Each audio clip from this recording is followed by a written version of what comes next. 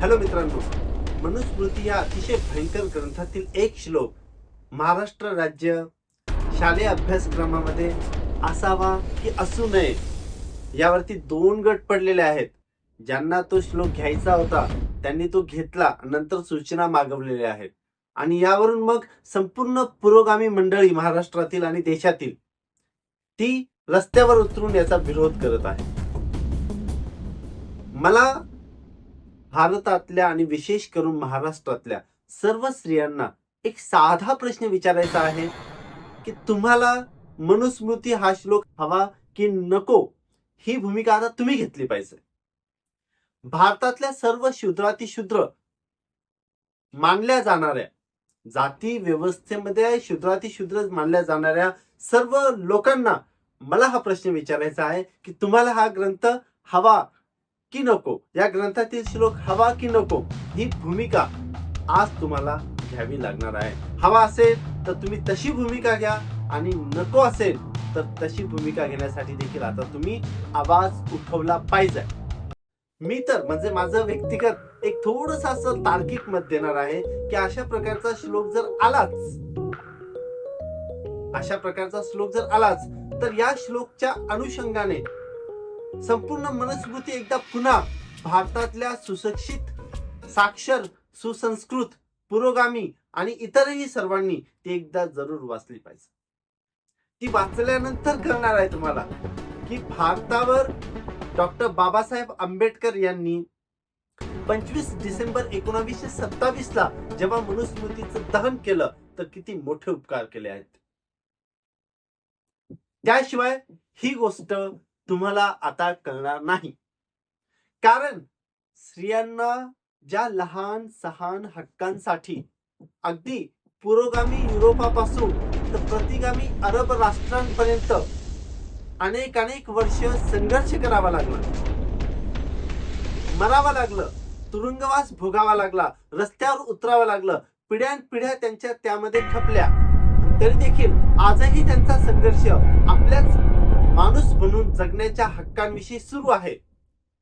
त्या स्त्रियांना, भारतातील त्या स्त्रियांना संघर्ष करावा लागू नये यासाठी 26 जानेवारी 1950 मध्ये बाबासाहेबांनी भारतीय राज्यघटनेमध्ये स्त्रियांना माणूस म्हणून सर्व प्रकारचे अधिकार अगदी सहजपणे बहाल केले आणि त्यासाठी कुठलाही संघर्ष करण्याची गरज नाही अशी कायम स्वरूपी तरतूद करून ठेवलेली आहे.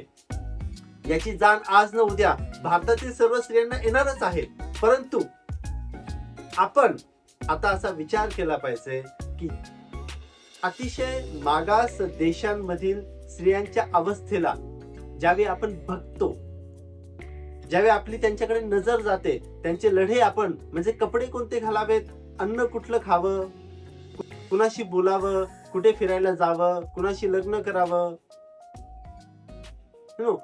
शाळेत जावं की न जावं, शिक्षण घ्यावं की न घ्यावं, नोकरी करावी की न करावी, नोकरीच्या ठिकाणी कसं राहायला पाहिजे, या सर्व बाबतीत ज्यावेळी मागास देशांमध्ये स्त्रियांची अतिशय हाल अपेष्टा सुरू आहे आणि आपण एक विकसित आणि विकसनशील राष्ट्र म्हणून, विश्वगुरु म्हणून, महान राष्ट्र म्हणून ज्यावेळी त्यांच्या त्या अवस्थेकडे बघतो आणि आपली नाकं मुरडतो, आपण त्यांना नाव ठेवतो, मागास म्हणतो, धर्मांध म्हणतो, अशीच अवस्था आपल्या देशात देखील पुन्हा एकदा आपल्याला हवी आहे का, हा प्रश्न विचारण्याचा योग म्हणून महाराष्ट्र शालेय अभ्यासक्रमामध्ये या एका श्लोकाची भर या अतिशय महान अशा अभ्यास मंडळाने घातलेली आहे. आता या संदर्भात भूमिका घेण्याची वेळ आलेली आहे. नेमकी मनुस्मृतीच्या संदर्भात, मनुस्मृतीच्या विरोधात सुरुवात कोणी केली? सर्वांना वाटतं की बाबासाहेबांनी याची सुरुवात केली, तर मित्रांनो असं मुळीच नाहीये. बाबासाहेबांच्या आधी महात्मा ज्योतिबा फुले यांनी या संदर्भामध्ये भूमिका घेतली आणि आपल्या एका काव्य रचनेमध्ये ते असं म्हणतात की बंधू आर्य राया दयावान व्हावा, बंधू आर्य राया दयावान व्हावा, जाळून टाकावा मनुग्रंथ.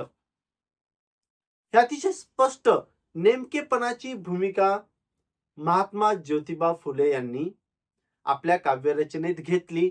परंतु ती काव्यरचनेत त्यांनी मांडत असताना त्यामध्ये भांडवलशाहीच्या संदर्भात खूप जोरदार त्यांचा विरोध होता.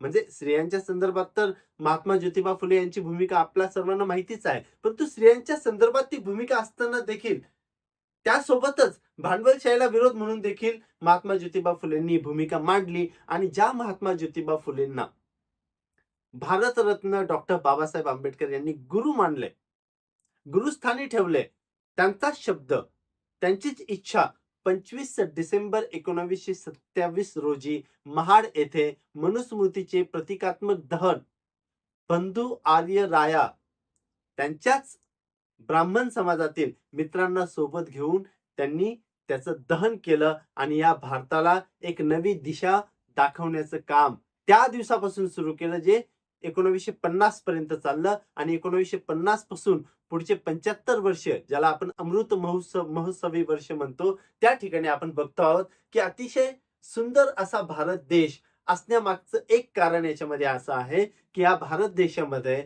जी 50% स्त्रियांची संख्या आहे, या 50% स्त्रियांच्या संख्येच्या गुलामीच्या शृंखलांना तोडण्याचं काम 1927 मध्ये प्रतिकात्मक रूपात झालं आणि 1950 मध्ये घटनात्मक रूपात झालं. त्याला घटनेचं, त्याला न्यायाचं स्वरूप बाबासाहेबांनी दिलं आणि त्या दिवसापासून आपण बघतोय की मागील 75 वर्ष आपल्या स्त्रिया अतिशय सहजपणे माणूस म्हणून जीवन जगू शकतात. त्यांच्या कुठल्याही हक्कावर कुठल्याही प्रकारची गदा कुणी आणू शकत नाही.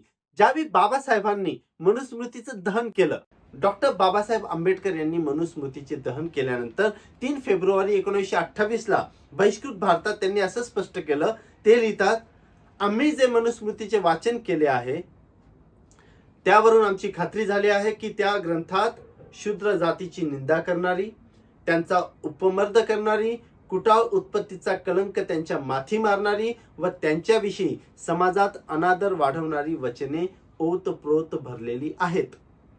त्यात धर्माची धारणा नसून धर्माची विटंबना आहे आणि समतेचा मागमूस नसून असमतेची मात्र धुळवळ घातली आहे. स्वयंनिर्णयाचे तत्व प्रस्थापित करावयास निघालेल्या सुधारणावाद्यास असला ग्रंथ कधीच मान्य होणे शक्य नाही व तो अस्पृश्य वर्गासही मान्य नाही, एवढेच दर्शवण्याकरता महाड येथे त्याची होळी करण्यात आली.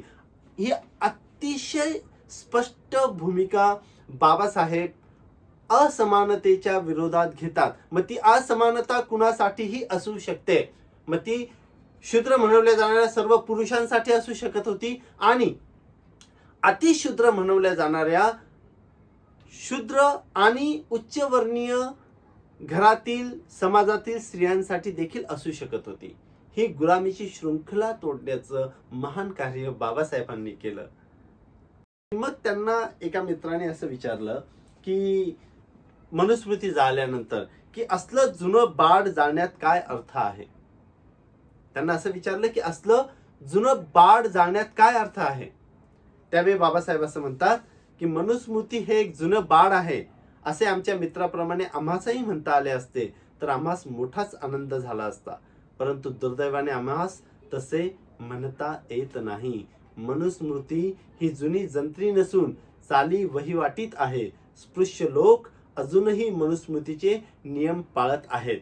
नंतर हे ऐकल्यानंतर आपल्या लक्षात येतं की मनुस्मृती दहन ही काही एखाद्या पुस्तकाची होळी करण्यासाठीची गोष्ट नव्हती, तर ज्या चालीरीती, ज्या वहिवाटी ह्या देशामध्ये स्त्रियांना घेऊन चालू होत्या, शूद्रांना घेऊन चालू होत्या, त्या कायम स्वरूपी मिटवण्याचं काम डॉक्टर बाबासाहेब आंबेडकरांनी मनुस्मृती दहनातून केलं. आणि प्राध्यापक नरहर कुरंदर देखील आपल्या मनुस्मृती काही विचार या पुस्तकामध्ये बाबासाहेबांनी केलेल्या मनुस्मृती दहनाचं समर्थन करतात. मनुस्मृती पुस्तकातून जात असतानाच ती मनातून देखील जायला पाहिजे. ही खूप महत्वाची बाब जी बाबासाहेब सातत्याने मांडत होते की जात ही एक मानसिकता आहे, ती मानली तर ती हजारो वर्ष टिकेल आणि न मानली तर एका सेकंदात ती निघून जाते. म्हणून आज आपल्याला ठरवावे लागेल की आपण जात ही मानसिकता ठेवायची की नाही ठेवायची, पुरुष प्रधान ही मानसिकता ठेवायची की न ठेवायची. आणि म्हणून मी पुन्हा एकदा संपूर्ण भारतातल्या स्त्रियांना आवाहन करू इच्छितो की तुम्हाला मनुस्मृती हवी आहे का, त्यातला एक श्लोक तरी हवा आहे का. पुन्हा तुम्हाला तोच हजारो वर्ष जुन्या परंपरांचा भारत हवा आहे का, ज्या परंपरा या मानवतेच्या विरोधात होत्या, ज्या परंपरा या समानतेच्या विरोधात होत्या, ज्या परंपरा माणसाच्या जगण्याच्या विरोधात होत्या, ज्या परंपरा या शोषणाचं समर्थन करत होत्या, ज्या परंपरा फक्त विशिष्ट वर्गाचं उदात्तीकरण करत होत्या, ज्या परंपरा उच्च आणि नीच हा भाव मानत होत्या. तुम्हाला पण पुन्हा एकदा ह्या प्रकारचं जीवन जगायचं आहे का, जिथे स्त्रियांना आपल्या लहान लहान हक्कांसाठी रस्त्यावर उतरून संघर्ष करावा लागतो, की तुम्हाला पुन्हा एकदा भारताच्या राज्यघटनेच्या माध्यमातून मिळालेलं जे स्वातंत्र्य आहे, जी समता आहे, जी बंधुता आहे, जो न्याय आहे आणि जे माणूस म्हणून जगण्याचं स्वातंत्र्य आर्टिकल 21A मध्ये तुम्हाला दिलेलं आहे ते जगायचं आहे. जोवर आपण भूमिका घेणार नाही तोवर असेच किडे पाडू धंदे म्हणतात याला, ते सुरूच राहणार आहेत. आणि ते सुरू राहू नये म्हणून आपण भारतातल्या लोकांनी, we the people of India must protest. अतिशय लहानात लहान वाईट घटना, अन्यायाची घटना आपण भारतातल्या लोकांनी हाणून पाडली पाहिजे, यांच्या छातीवरती आत्ताच पाय दिला पाहिजे. त्याशिवाय आपल्याला पर्याय राहणार नाही मित्रांनो. नाहीतर पुन्हा हा अतिशय सुंदर भारत देश माझा, तुमचा, आपला वाईट चालीरीतींना बळी पडण्याची दाट शक्यता आहे. कारण की काही लोकांना अजूनही वाटतं की we are the most privileged.